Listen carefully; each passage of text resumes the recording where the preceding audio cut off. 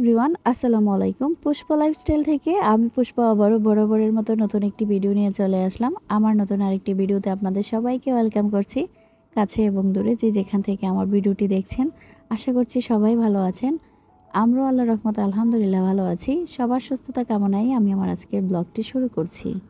কিছুদিন ধরে এত ব্যস্ততায় দিন যাচ্ছে, কি বলবো, পুরো সপ্তাহটা জুড়ে খুব ব্যস্ততায় কাটছে। গত 1 মাস যখন আন্দোলন ছিল তখন কিন্তু বলেছি যে আন্দোলনের জন্য স্কুল বন্ধ, বাচ্চাদের পড়ালেখা করাতে পারছি না।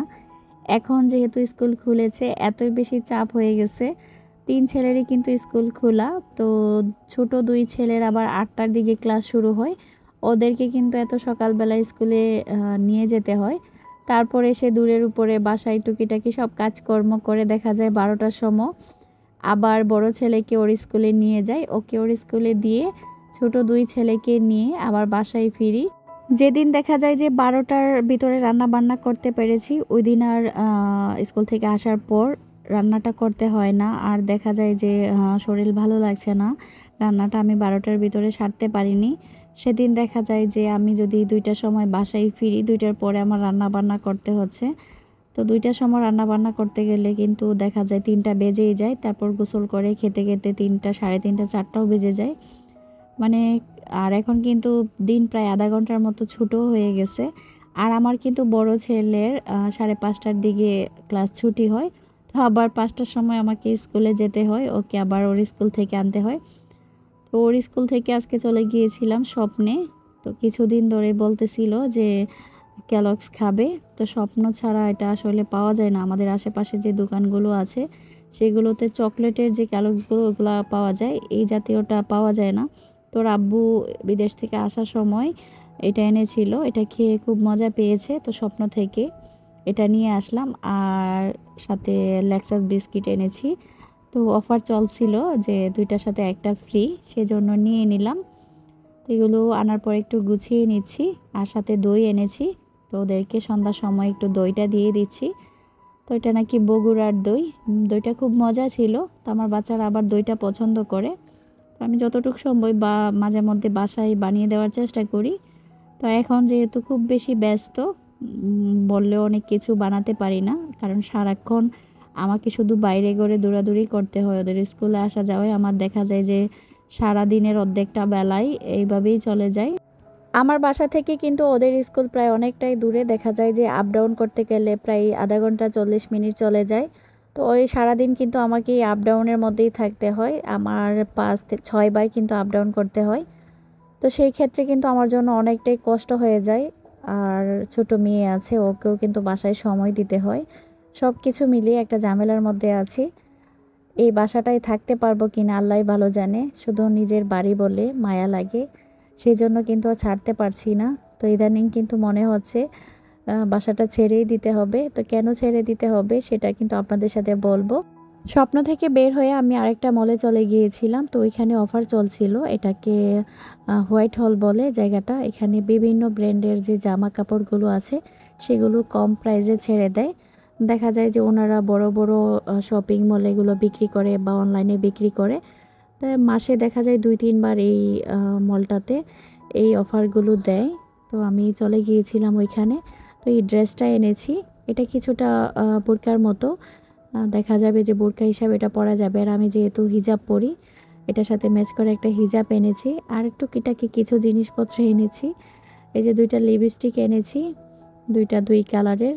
বাসায় কিন্তু অনেক লিপস্টিক আছে, তারপরও 2টা কিনে আনলাম। ওইগুলোর অবস্থা খুবই খারাপ, কারণ আমার মেয়ে কিন্তু বড় হচ্ছে, আমার চেয়ে বেশি মেকআপ করে, কোনো জিনিসপত্র রাখে না। লিপস্টিক দিয়ে কিন্তু একদম নিজে আয়না থেকে শুরু করে ফ্লোর এবং নিজের শরীরে কিন্তু লিপস্টিক মাখিয়ে দেয়। তো সেগুলো কিন্তু প্রায় নষ্ট করে ফেলেছে।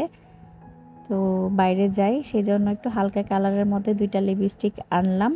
আর কাপড়গুলো যেহেতু গুছাচ্ছিলাম, তো কেন জানে মনে হচ্ছিল যে আলমারির কাপড়গুলো একটু নেড়ে চেড়ে আবার ভাঁজ করে দিই। আর কিছুদিন ধরে কি বলবো, তেলাপোকার যন্ত্রণায় অতিষ্ঠ হয়ে গেছি। বাসার মধ্যে এত পরিমাণ তেলাপোকা হয়ে গেছে, ইচ্ছে করছে যে নিজের বাসাটা নিজে ছেড়ে দিই। মনে হচ্ছে যে ওদের যন্ত্রণায় মনে বাসাটা এবার ছেড়েই দিতে হবে। কয়দিন আগে তেলাপোকাটা একটু বেশিই ছিল। কোথায় থেকে যে এই তেলাপোকাগুলো আসে আমি নিজেও জানি না।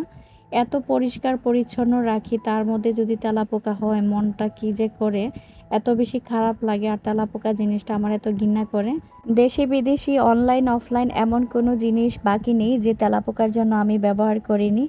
হাজব্যান্ডকে দিয়ে বিদেশ থেকে পর্যন্ত তেলাপোকার ওষুধ এনেছি, তারপরে তেলাপোকার বাচ্চাগুলো মনে হয় বাসা থেকে যেতেই চায় না।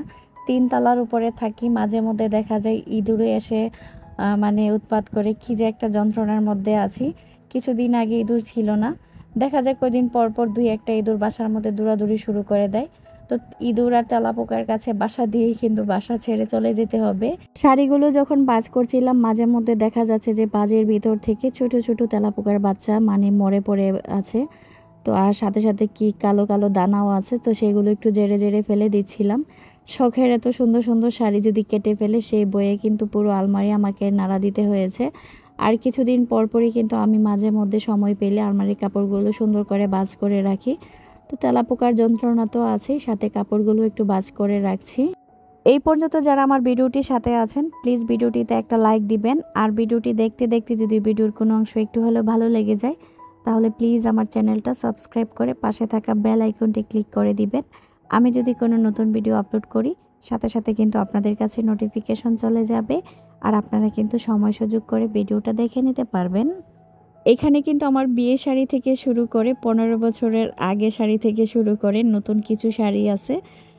আসলে শাড়ি কিনাই হয় না, দেখা যায় যে বিয়ে শাদির অনুষ্ঠান হলেই কিন্তু শাড়িটা পরা হয়। নর্মালি কিন্তু আমরা মেয়েরা শাড়িটা পরতেই চাই না, কমফোর্টেবল ফিল করি না। সেজন্য কিন্তু আমরা সবসময় 3 পিসটাই পরি। তো শাড়ি কিন্তু আসলে কিনাও হয় না ওভাবে।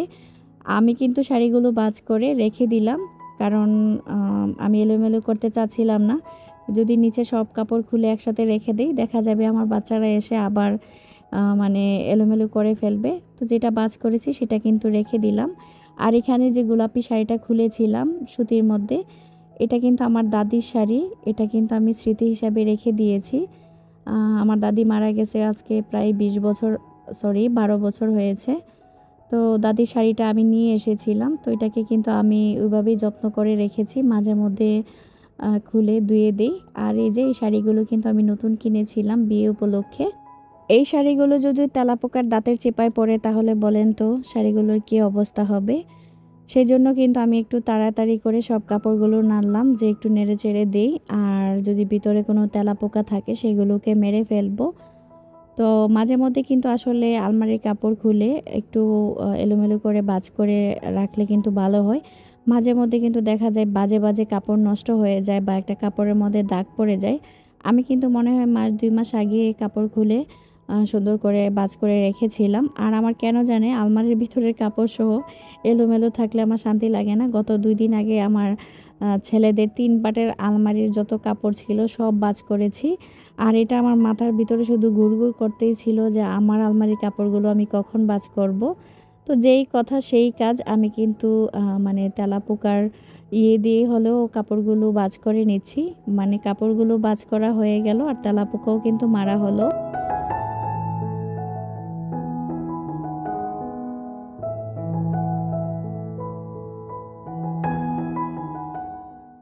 এখন কিন্তু গজ কাপড়গুলো বাজ করে নিচ্ছি। এই কাপড়গুলো না হলেও 2 মাস আগে কিনেছি। এটার সাথে কিন্তু লেস ও সব কিছুই কিনা আছে।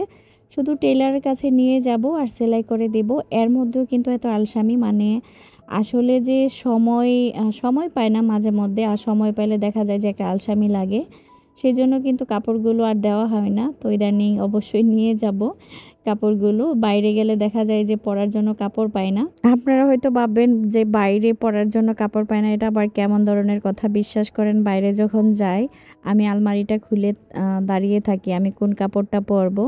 আমি কোনো কাপড়ই পাই না পরার জন্য, অথচ কিন্তু এই আলমারিটা জুড়ে শুধু আমারই কাপড়। কিন্তু আমি যখন বাইরে যেতে চাই তখন কোনো কাপড় মানে খুঁজে পাই না পরার মতো। শুধু আমি না, আমি জানি এটা প্রত্যেকটা মেয়ে মানুষই এরকম। মানে কাপড় বাইরে যখন যাবে তখন আর সামনে কোনো কাপড় পরে না চোখে। আর দেখা যায় আলমারির ভিতরে কাপড়ের অভাব নেই। এত বড় আলমারিতে কিন্তু শুধু আমারই কাপড়। হাজবেন্ডের জন্য অল্প একটু জায়গা বরাদ্দ আছে। যখন দেশে আসে তখন কাপড়গুলো সুন্দর করে একটা সাইড করে রেখে দিই। আর কিছু কাপড় কিন্তু এভাবে হ্যাং করে রাখি। তো এত বড় আলমারিতে কিন্তু কাপড় রেখেও আমার জায়গা হয় না। তো আমি ওকে মাঝে মধ্যে বলি, তোমাকে আমি আলমারি থেকে বের করে দিব, পুরাটা আলমারি আমার লাগবে। এই যে দেখুন কাপড় নাড়ছি আর কয়েকটা কিন্তু তেলাপোকা পড়ছে। কি যে একটা যন্ত্রণার মধ্যে আছি। আপনাদের কাছে যদি কোনো সমাধান থাকে তাহলে কিন্তু আমাকে অবশ্যই কমেন্ট করে লিখতে ভুলবেন না। তো সব কাজকর্ম কিন্তু সুন্দর করে গুছিয়ে নিয়েছি, এখন রুমটা ঝাড়ু দিয়ে দিচ্ছি। চলুন এখন আপনাদের সাথে একটু শেয়ার করি আলমারিটা কিভাবে গুছিয়েছি। তো আজকের জন্য কিন্তু আমি ভিডিওটি এখানে শেষ করে দিব, আবার কিন্তু চলে আসবো নতুন একটি ভিডিও নিয়ে। আপনারা সবাই ভালো থাকবেন, আমিও আমার পরিবারের জন্য সবাই দোয়া করবেন। আল্লাহ হাফেজ।